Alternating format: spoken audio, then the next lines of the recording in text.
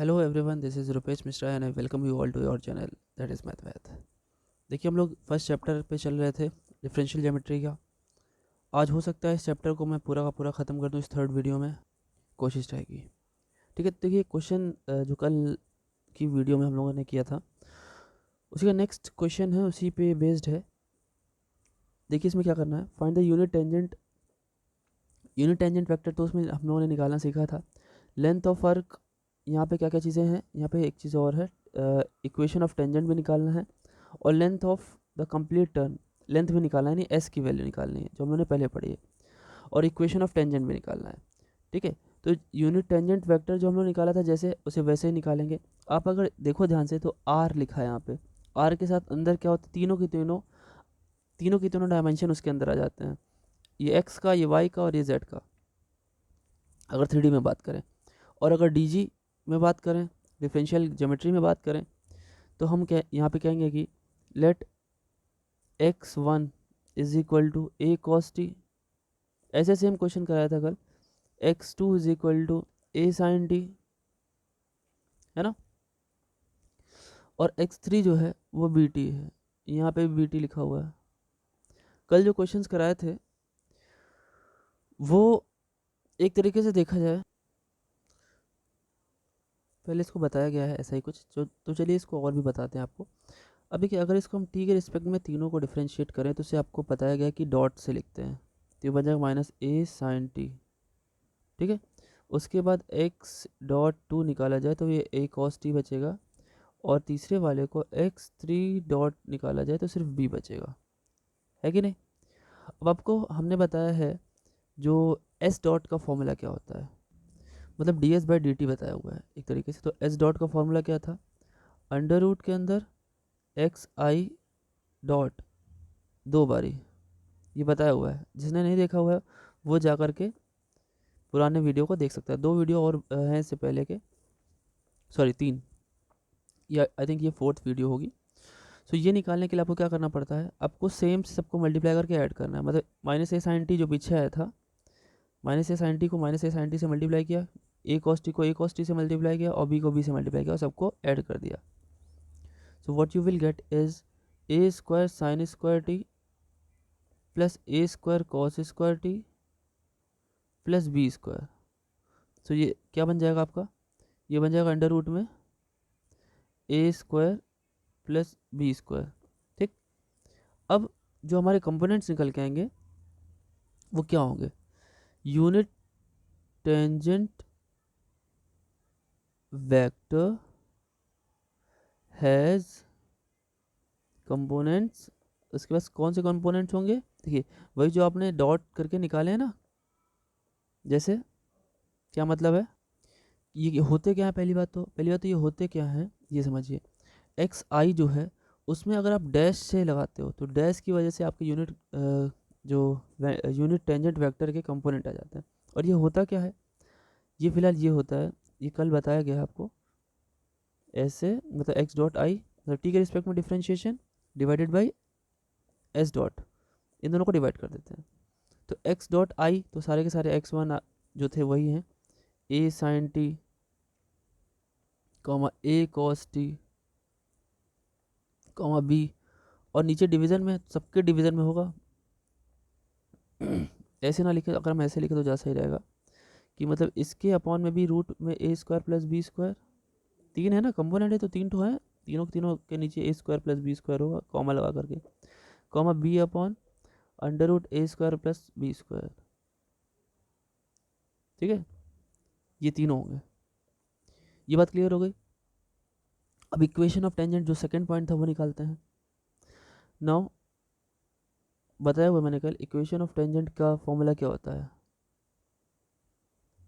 हम लोग एक कैपिटल एक्स लिखते हैं यहाँ पे, कैपिटल एक्स उस पर आई होता है इज इक्वल टू वो पॉइंट जिससे वो होकर के जाए एक्स आई वाला, प्लस लैम्डा टाइम्स जो हमारा डिफ्रेंशिएशन है टी के रिस्पेक्ट में एक्स आई का। ठीक, तो चलिए एक एक करके सारी वैल्यूज रख लेते हैं इसमें, है कि नहीं। और यहाँ पे ये क्या है, मैं सबके बारे में लिख देता हूँ, देखिए where x i is the point, कौन सा पॉइंट है ये, वही x1 x2 x3, ठीक है, ये वो पॉइंट है। अरे बस समझ, और i की वैल्यू 1 2 3 होती है वो तो ठीक है। और x1 क्या था, a cos t, x2 क्या था, a sin t, x3 क्या था, bt। तो चलिए लिखते हैं। अब कैपिटल x पावर i लिखा था ना, तो x1 क्या हो जाएगा, x1 हो जाएगा x1 plus lambda x1 dot, तो ये सबकी वैल्यू रख लीजिए, सबकी वैल्यू रखी जाए। सो ये x1 क्या बनेगा जा करके, x1 इज इक्वल टू, पहला था हमारा a cos t, और x डॉट 1 क्या था, minus lambda a sin t, है कि नहीं। कुछ कॉमन वामन लेना तो ले लो, नहीं तो कोई दिक्कत नहीं। x2 क्या बनेगा, ऐसे x2 बनेगा लैम्डा x डॉट 2 बनेगा, तो आप इसको ऐसे भी लिख सकते हो, x2 इज इक्वल टू, यहाँ पे शायद a sin t था, और प्लस में आया था लैम्डा a cos t, ठीक। और x3 क्या था बच्चों, x3 था small x3 lambda x dot 3, तो ये x3 is equal to a, x3 क्या था, bt था, bt प्लस लैम्डा, और डिफरेंशिएशन करने के बाद b आ गया था। तो ये तीनों हमको मिल गए, कौन कौन से तीनों, ये तीनों मिल गए हमको, ये तीनों पॉइंट मिले, x1 ये सब करके।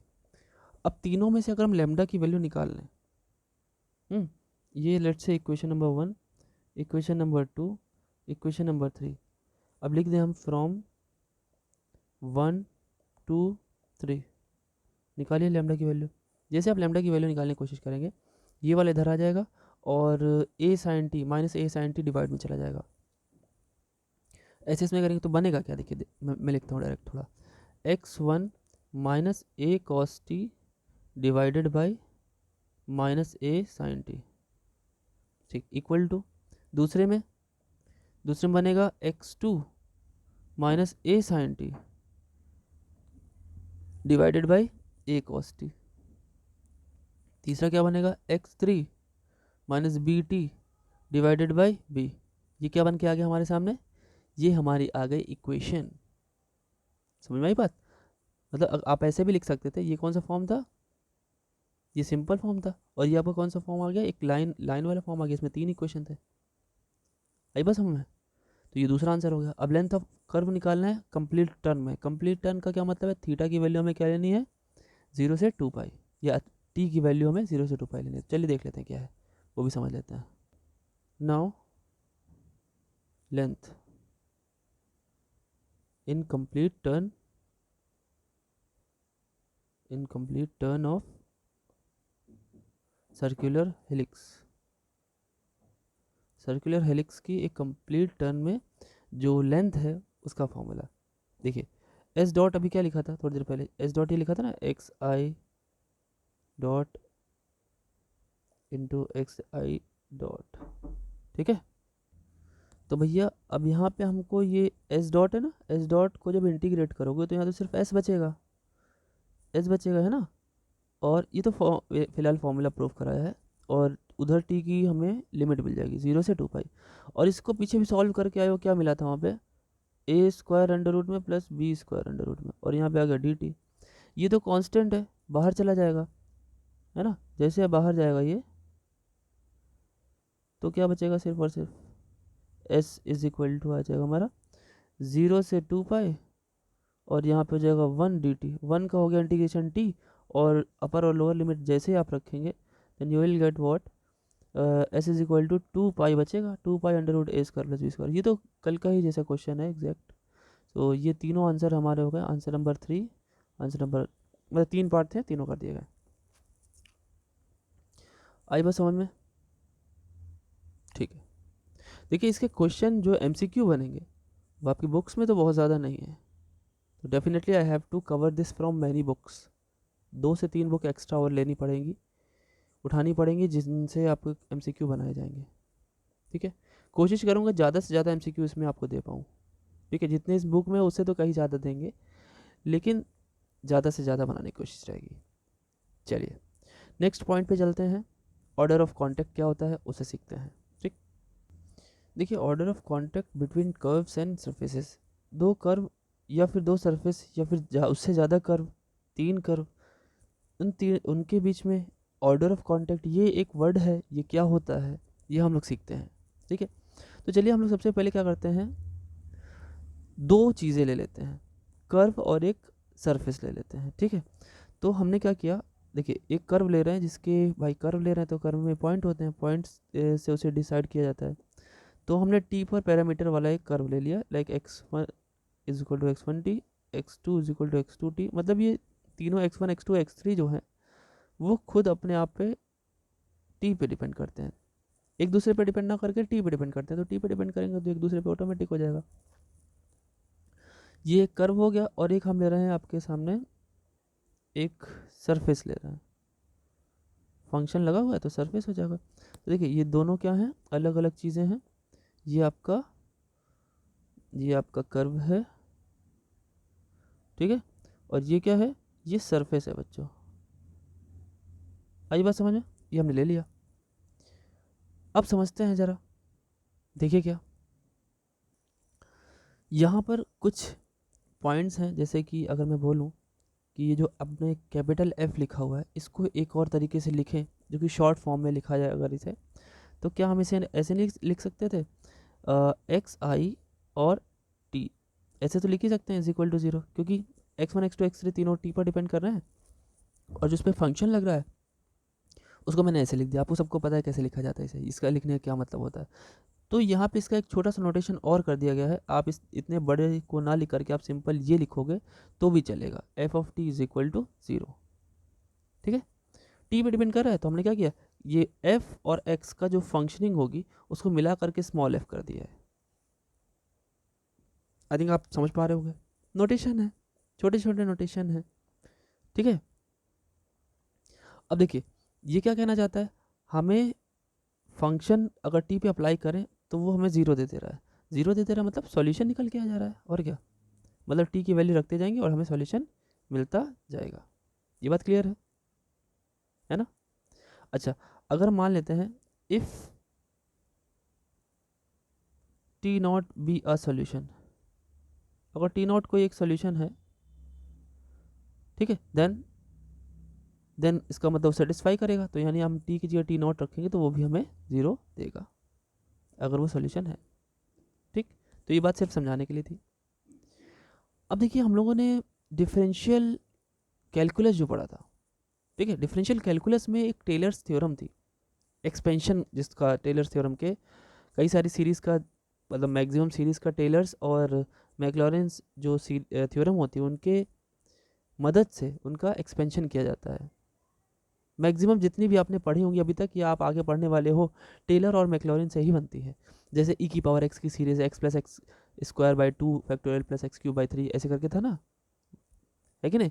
ई पावर माइनस एक्स की सीरीज़, लॉग 1 प्लस एक्स की सीरीज़, लॉग 1 माइनस एक्स की series, tan inverse x, sine inverse x, cos inverse x, sine cos tan, सब कुछ, ए पावर एक्स, ई पावर एक्स, इन सब की सीरीज़ का एक्सपेंशन जो होता है वो टेलर्स और Maclaurin's specially a is equal to 0 पे काम करती है, लेकिन टेलर क्या करती है, टेलर सारे के सारे कॉन्स्टेंट्स पे काम करती है। ठीक है, अगर हम क्या कहते हैं, जैसे ये भी है, अगर इसका भी हम एक तरीके से ऑर्डर ऑफ कॉन्टैक्ट जानना चाहते हैं तो हमें मैक्लॉरेंस का सहारा लेना पड़ेगा या टेलर का सहारा लेना पड़ेगा। तो चलिए मैं बताता हूँ कैसे करना है। देखिए अभी हमने जो एक सोल्यूशन लिया है टी नॉट, ठीक है, हम उसी के अबाउट इसका प्रसार कर देते हैं, एक्सपेंड करते हैं, एक्सपेंडिंग द फंक्शन जो हमने नया फंक्शन बनाया है एफ ऑफ टी अबाउट, किसके about t is equal to t not. अच्छा, t equal to t not तो सही लिख रहा हूँ मैं, ठीक है, लेकिन अगर मैं टी नॉट को लेफ्ट में ले आऊँ तो क्या वो टी माइनस टी नॉट नहीं हो जाएगा। हाँ, अगर उसे इक्वल टू 0 कर देंगे तो यहाँ से ये हमारा एक 0 यानी शून्य मिल जाएगा। उसे जा करके हम वहाँ पे रख देंगे तो हमारा आंसर 0 दे देगा। लेकिन अगर हम आंसर 0 देने से पहले उसकी जो फंक्शनिंग है, उसकी जो सीरीज़ है वो कैसे बनाएंगे, तो वो इस तरीके से बनाई जाती है।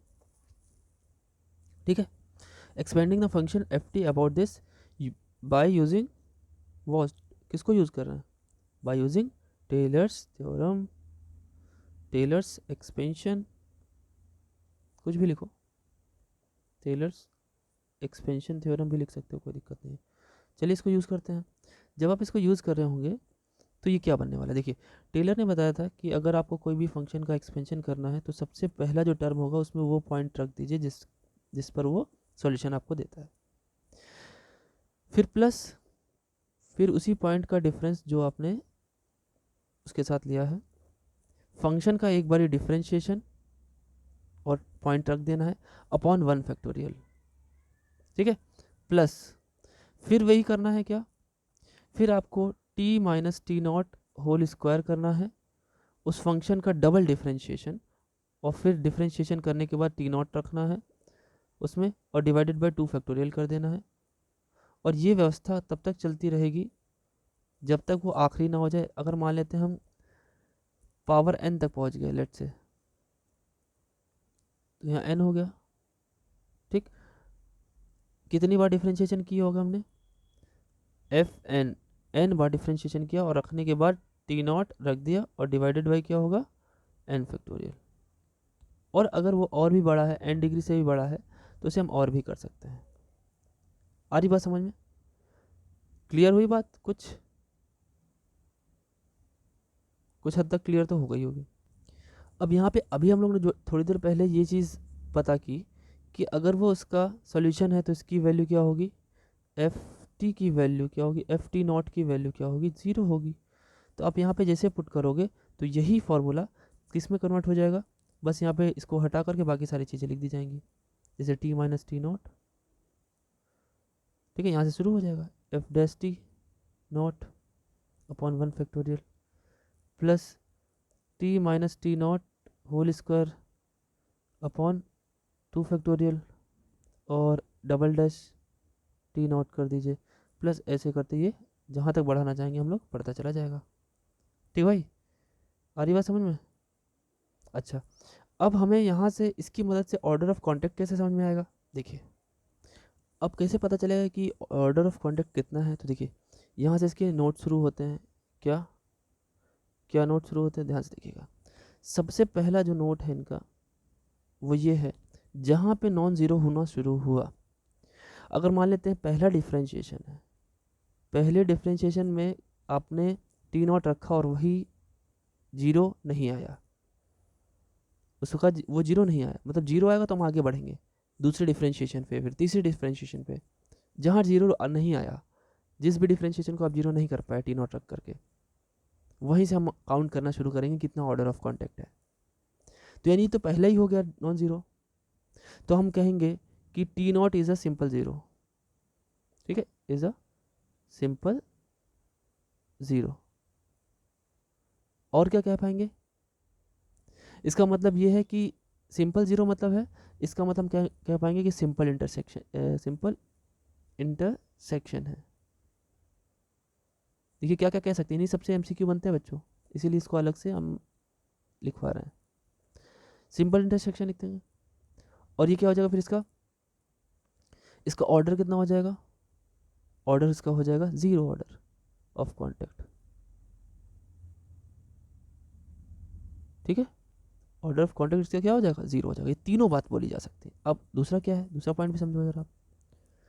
अब अगर मान लेते हैं कि भाई इफ़ एफ डैश जो है वो वो 0 है, उसकी वैल्यू 0 आ गई।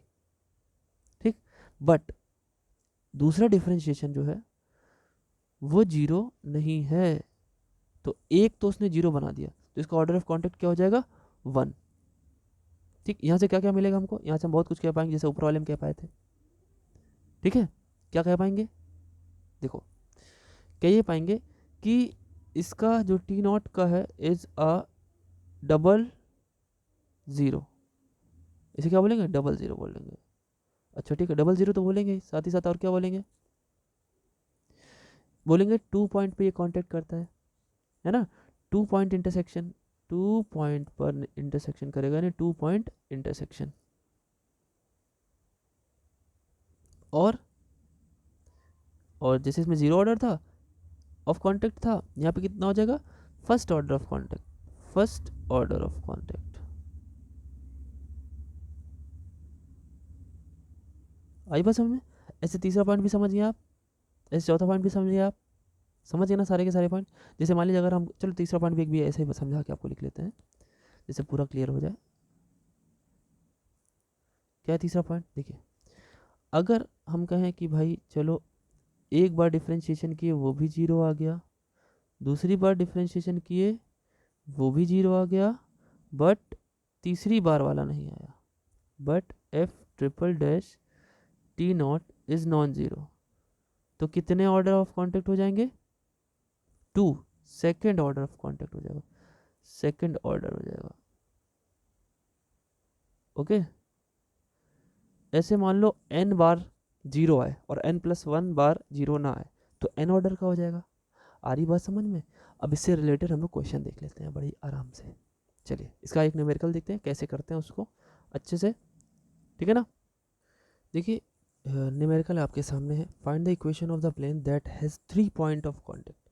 3 पॉइंट कॉन्टेक्ट है, इसका मतलब दो डिफरेंशिएशन तक का ये ज़ीरो नहीं, ये ज़ीरो हो गया होगा, तीसरे पे डिफरेंशिएशन ज़ीरो नहीं हुआ होगा। आई बात समझ में? ठीक है, 3 पॉइंट कॉन्टेक्ट यानी दो डिफरेंशिएशन तक ये ज़ीरो हुआ होगा, ठीक है। तो भैया अब देखिए करना क्या है अपने को, इन्होंने 3 इक्वेशन दे दिए हैं, ठीक है, कर्व दिए हैं, कर्व के तीनों पॉइंट दे दिए हैं, ठीक, ठीक है ना। अब देखिए यहाँ पे बस एक चीज़ नहीं दिया है, जो क्योंकि हम लोग मैं जो टेलर से एक्सपेंशन कर रहे थे उसमें t-t0 कुछ था, t0 यानी ये पॉइंट दिया होता था, तो वो तो यहाँ पे नहीं दे रखा है इन्होंने, तो कैसे निकालेंगे? एक चीज़ बताई इन्होंने, लेकिन देखिए कैसे हम उसे कैसे निकाल सकते हैं। इन्होंने ओरिजिन बोल रखा है बच्चों, है ना।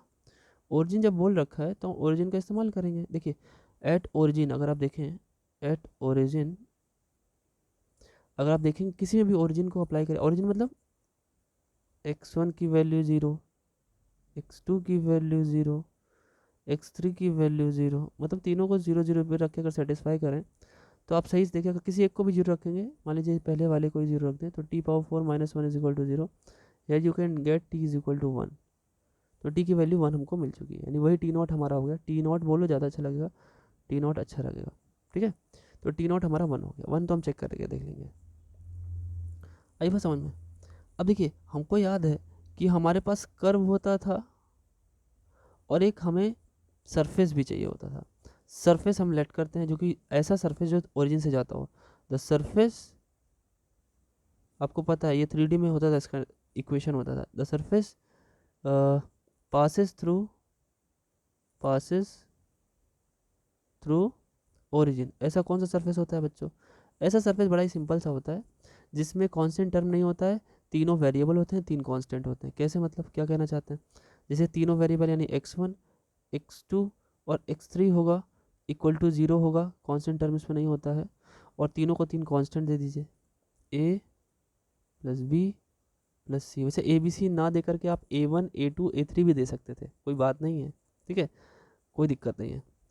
ये हो गया। अब हमने क्या सीखा है कि हम इसको जो है 2 बार तक डिफ्रेंशिएट कर सकते हैं, क्योंकि इसकी 3 पॉइंट कॉन्टेक्ट है ना ये, तो 2 बार तक हम डिफ्रेंशिएट कर सकते हैं, है कि नहीं?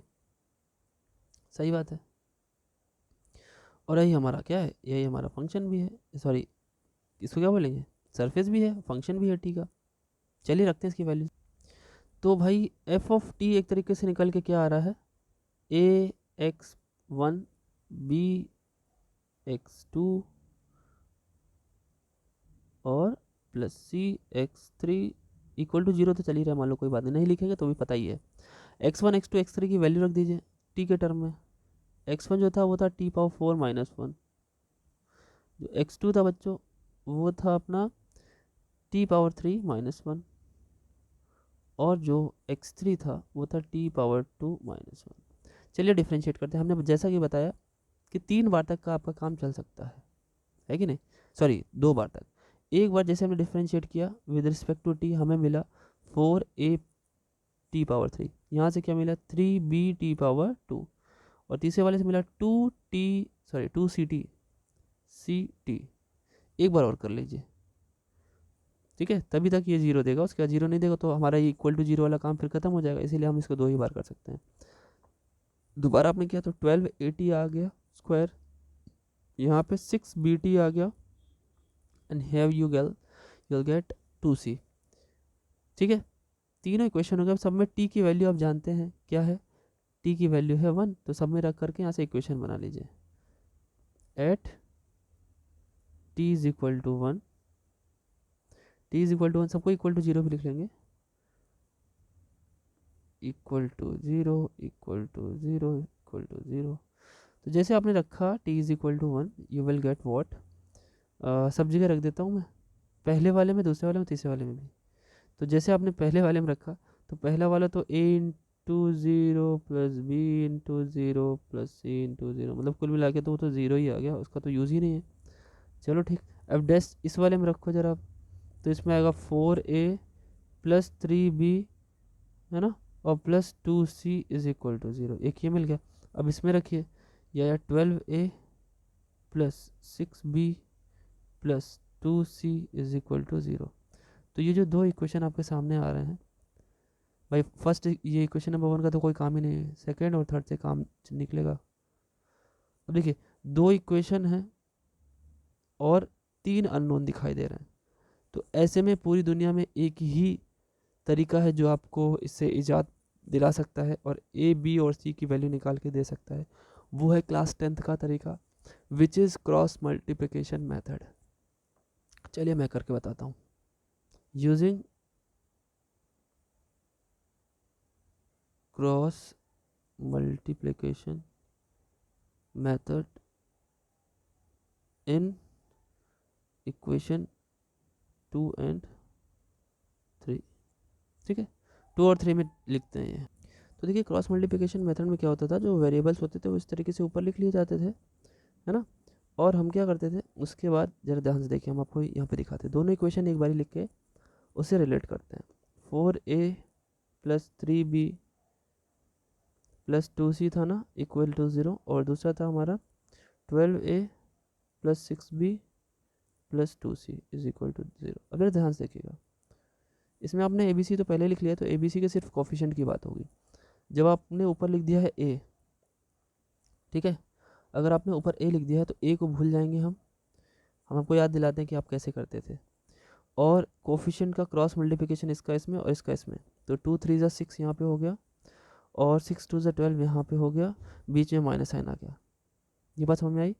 ऐसे ही जब आप b लिख रहे होंगे तो b को भूल जाएंगे, और क्रॉस मल्टीप्लिकेशन इधर से इधर करेंगे तो 2 4 ज़ा 8 हो गया, ये 2 लिखा है ना, ठीक है।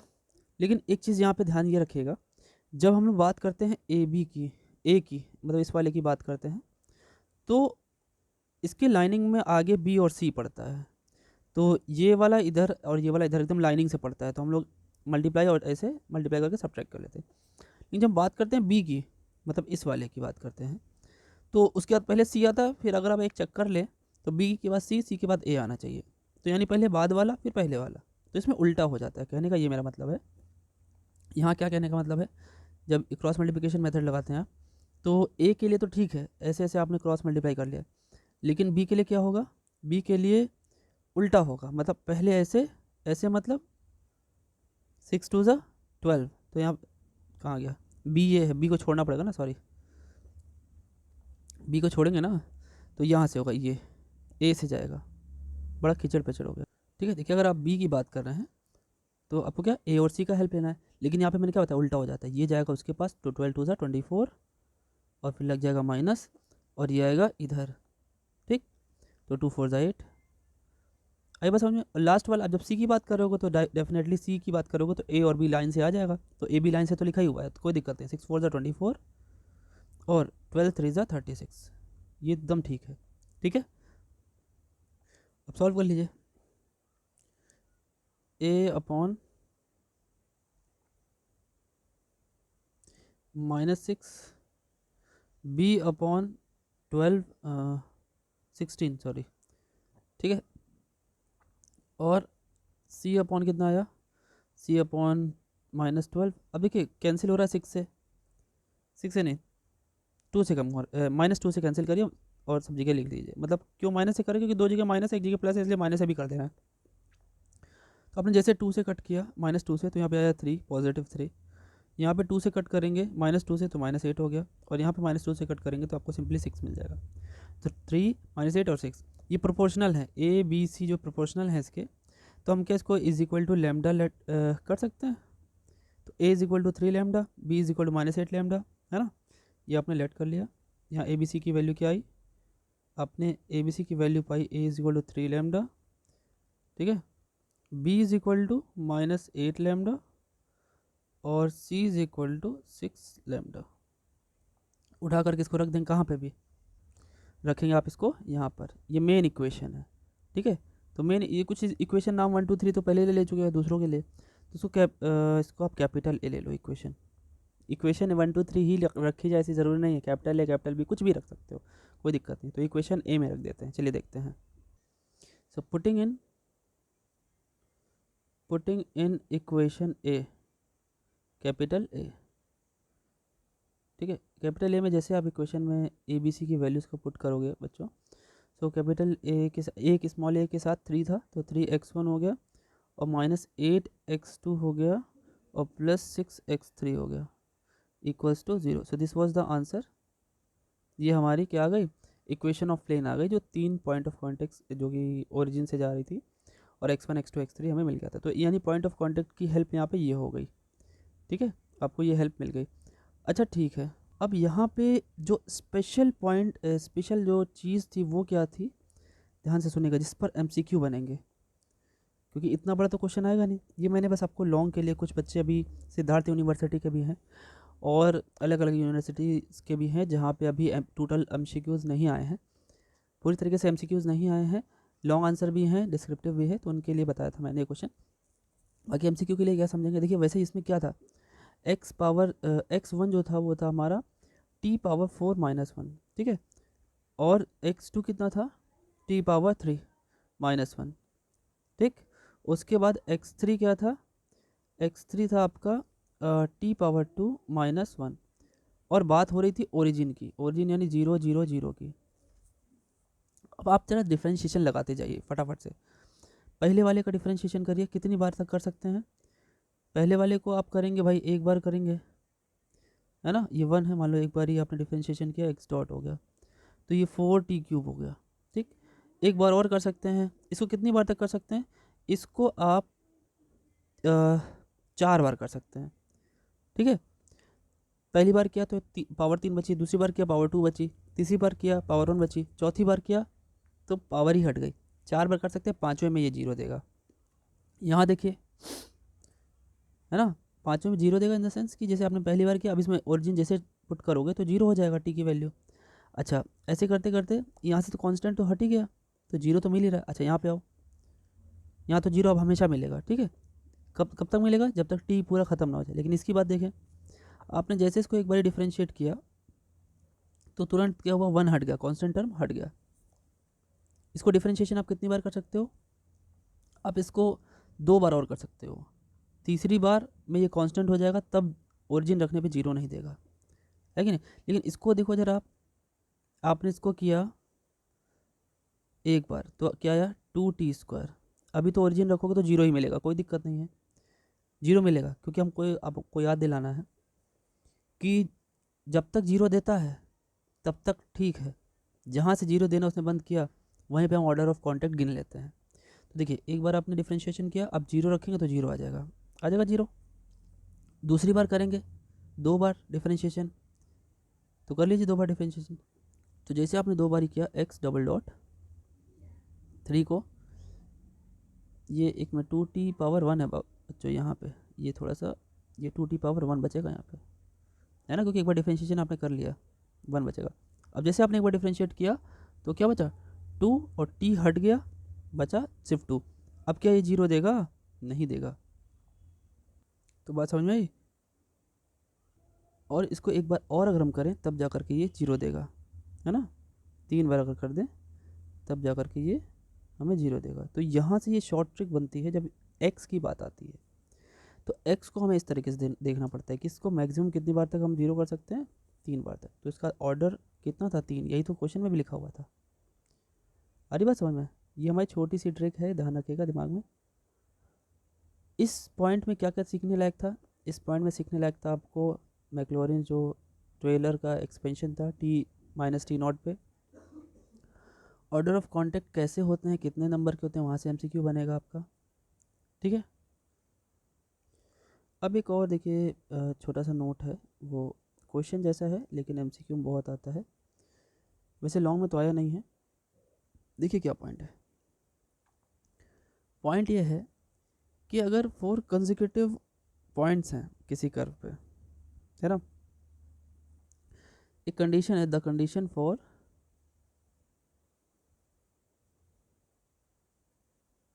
For 4 consecutive points. कंसेक्यूटिव मतलब समझ रहे हो ना, एक के बाद एक कंसेक्यूटिव पॉइंट्स हमारे 4 है कुछ इस तरीके से, x i is equal to x i t, 4 है। तो कौन कौन से होंगे, टी की वैल्यू 1 2 3 4 तक होगी। ठीक है। Should be coplanar, should be coplanar. Coplanar मतलब समझ रहे हो, एक ही प्लेन पर। वैसे हम लोगों ने ये चीज़ बच्चों 3D में सीखी हुई है। क्या होता था, चारों अगर पॉइंट होते थे तो उनका जो डिटर्मिनेंट होता था वो 0 के इक्वल आता था। कैसे होता था, देखो सबसे पहले तो एक बार डिफरेंशिएशन, एक, ठीक है, 2 3, 3 लेकर के बता रहा हूँ, एक एक बार डिफरेंशिएशन, फिर 2 2 बार डिफरेंशिएशन टी के रिस्पेक्ट में, उसके बाद 3 बार डिफरेंशिएशन, 1 डॉट्स 3 बार लगेंगे, 1 2 3 1।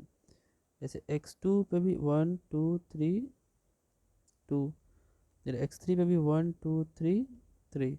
अगर ये 0 आ जाता था तो हमारा 3D में भी क्या हो जाता था, कोप्लेनर हो जाता था। ठीक है, बात समझ में आ रही है। अब यहाँ पे इसको लिखने का एक और तरीका है, और आप इसे ऐसे भी लिख सकते हो। इसको लिखने का तरीका देखो, इसी का एक्सपेंशन ऐसे लिखा जाता है, सिग्मा करके बताया था मैंने, आई जे के। ठीक है, पहले वाले का डिफ्रेंशिएशन, भाई पहले में 3 है ना, तो आई लगा के लिख दिए। फिर दूसरा लिखा हमने डबल वाला डिफ्रेंशिएशन, और उसमें जे लगा दिया पावर में। फिर क्या है, ये हमने बताया है आई जे के, यहाँ का मतलब और यहाँ का मतलब थोड़ा थोड़ा डिफरेंस रखता है।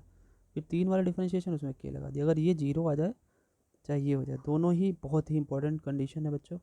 एमसीक्यू बनेगा इस पर, आप हमारे एमसीक्यू कोर्स पे इसको ज़रूर देखेंगे किस तरीके से पूछा जाएगा पेपर में। ठीक है।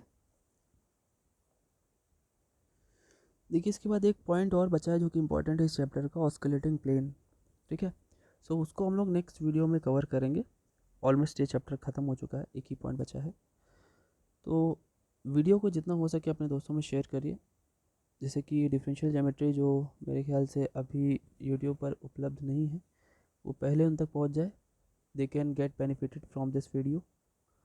सो और उन तक हमारे जो आपके पर्सनल फ्रेंड्स हैं हमारे एमसीक्यू कोर्स को भी पहुंचाएं, अगर आपको ठीक लगता हो, दैट टू रिकमेंड। ठीक है, मिलते हैं फिर हम लोग नेक्स्ट वीडियो में।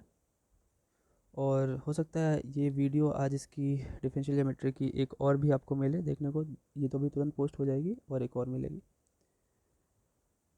मिलते हैं नेक्स्ट वीडियो में आपके अपने प्यारे से चैनल मैथ पर। Thank you.